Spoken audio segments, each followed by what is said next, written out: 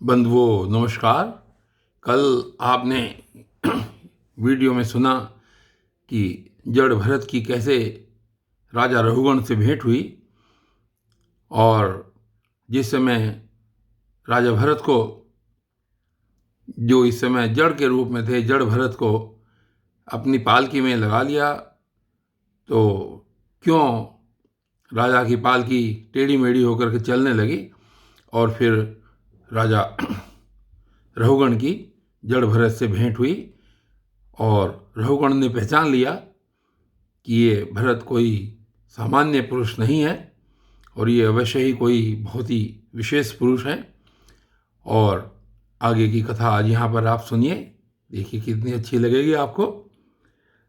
तो जिस समय उन्होंने पूछा, राजा रघुगण ने जब जड़ भरत से पूछा कि आप कौन हैं, तो जड़ भरत ने कहा कि राजन, तुम अज्ञानी होने पर भी पंडितों के समान ऊपर ऊपर की तर्क वितर्क युक्त बातें कह रहे हो, इसलिए श्रेष्ठ ज्ञानियों में तुम्हारी गणना नहीं हो सकती।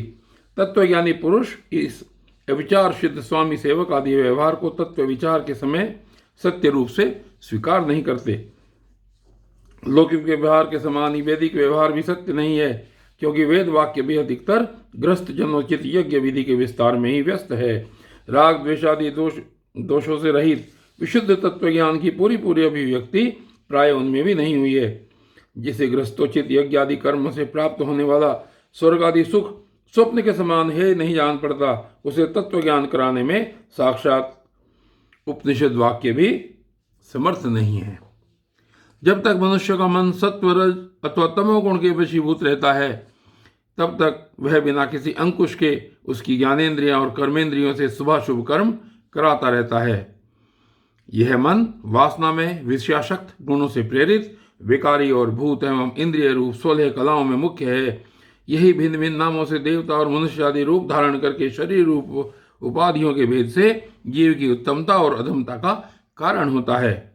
यह मायामय मन संसार चक्र में चलने वाला है। यही अपनी देह के अभिमानी जीव से मिलकर उसे काल क्रम से प्राप्त हुए सुख दुख और इनसे व्यतिरिक्त मोह रूप अवश्यम भावी फलों की अभिव्यक्ति करता है।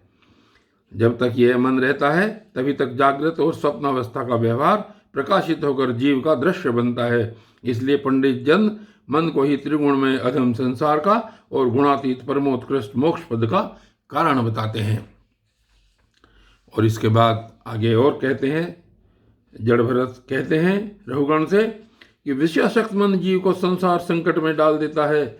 विषयहीन होने पर वही उसे शांतिमय मोक्ष पद प्राप्त करा देता है। जिस प्रकार घी से भीगी हुई बत्ती को खाने वाले दीपक से तो धुएं वाली शिखा निकलती रहती है, और जब घी समाप्त हो जाता है तब वह अपने कारण अग्नि तत्व में लीन हो जाता है।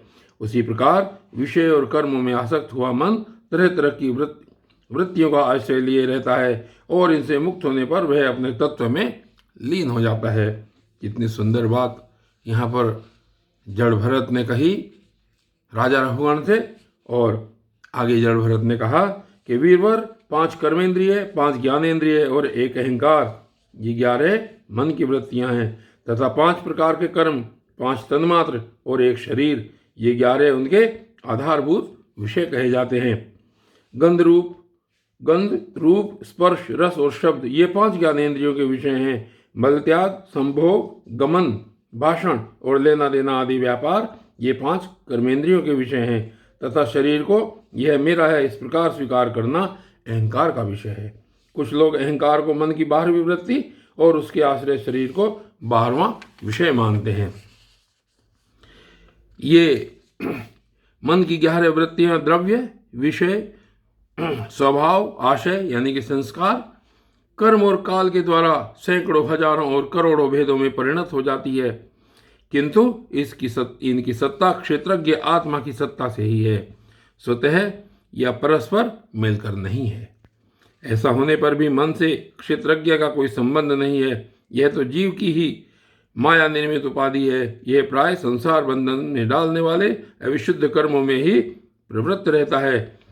इसकी उपयुक्त वृत्तियां प्रवाह रूप से नित्य ही रहती हैं। जागृत और स्वप्न के समय वे प्रकट हो जाती हैं और सुषुप्ति में छिप जाती हैं। इन दोनों ही अवस्थाओं में क्षेत्रज्ञ जो विशुद्ध चिन्ह मात्र है, मन की इन वृत्तियों को साक्षी रूप से देखता है। यह क्षेत्रज्ञ परमात्मा सर्वव्यापक, जगत का आदि कारण, परिपूर्ण, अपरोक्ष, स्वयं प्रकाश, अजन्मा, ब्रह्मादि का भी नियंता और अपने अधीन रहने वाली माया के द्वारा सबके अंतःकरणों में रहकर जीवों को प्रेरित करने वाला समस्त भूतों का आश्रय रूप भगवान वासुदेव है। जिस प्रकार वायु संपूर्ण स्थावर जंगम प्राणियों में प्राण रूप से प्रविष्ट होकर उन्हें प्रेरित करती है, उसी प्रकार वह परमेश्वर भगवान वासुदेव सर्वसाक्षी आत्मस्वरूप से संपूर्ण प्रपंच में ओतप्रोत है। राजन, जब तक मनुष्य ज्ञानोदय के द्वारा इस माया का तिरस्कार कर सबकी आसक्ति छोड़कर तथा काम, क्रोध आदि 6 शत्रुओं को जीतकर आत्म तत्व को नहीं जान लेता और जब तक वह आत्मा के उपाधि रूप मन को संसार दुख का क्षेत्र नहीं समझता, तब तक वह इस लोक में यूं ही भटकता रहता है, क्योंकि यह चित्त उसके शोक, मोह, रोग, राग, लोभ और वैर आदि के संस्कार तथा ममता की वृद्धि करता रहता है। यह मन ही तुम्हारा बड़ा बलवान शत्रु है। तुम्हारी उपेक्षा करने से इसकी शक्ति और भी बढ़ गई है। यह यद्यपि स्वयं तो सर्वथा मिथ्या है, तथापि इसने तुम्हारे आत्मस्वरूप को आच्छादित कर रखा है। इसलिए तुम सावधान होकर श्री गुरु और हरि के चरणों की उपासना के अस्त्र से इसे मार डालो। और बंधुओं, आज की इस वीडियो में बस केवल इतना ही। और आगे राजा रघुगण ने क्या क्या प्रश्न किए और भरत जी ने उनका क्या क्या समाधान किया, ये वीडियो आप कल की कथा में सुनेंगे। तब तक के लिए धन्यवाद।